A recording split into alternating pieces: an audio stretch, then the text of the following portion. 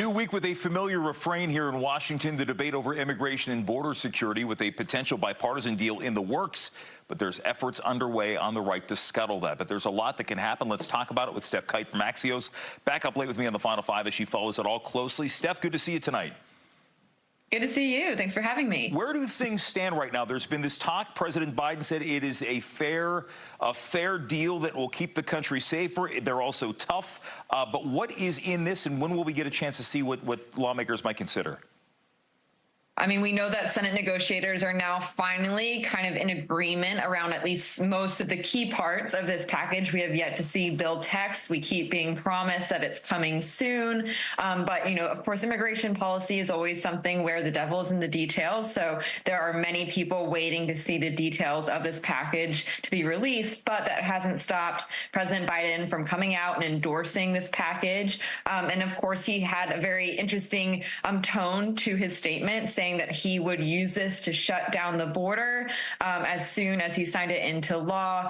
We do know some of the details of the bill would include an authority that would enable the federal government to essentially automatically reject asylum seekers who attempted to cross the border illegally when border numbers get really high. The two lead negotiators, the two lead figures on this, on the Democratic side, you have Chris Murphy of Connecticut.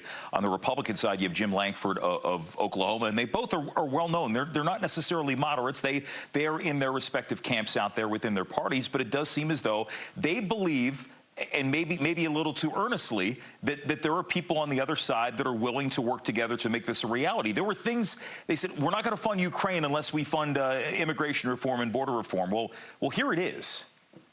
Yeah. I mean, look, what I've heard from my sources familiar with the details of this proposal, it is certainly a compromise proposal. You have, I've heard from immigration advocates, I've heard from Democrats who are actually frustrated by how serious these restrictions seem to be. And, there are certainly Republicans that are going to be willing to back these measures, especially those that are already on board with, providing additional military aid to Ukraine.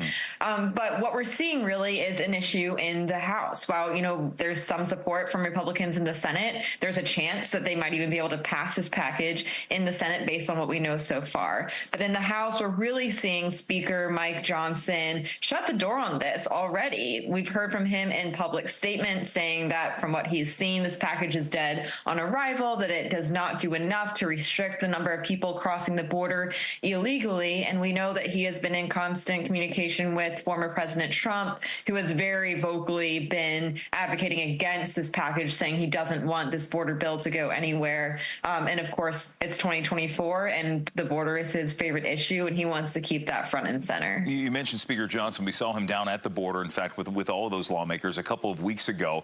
That was right around the time they were talking about the impeachment of the potential impeachment of Homeland Security Secretary Alejandro Mayorkas, which looks like that process might take a few more steps forward as the week continues there. So is this sort of a two-pronged approach by the Republicans on this, the ones who want to scuttle the bill, or are there many that believe that you can impeach Mayorkas but also move forward with some sort of compromise?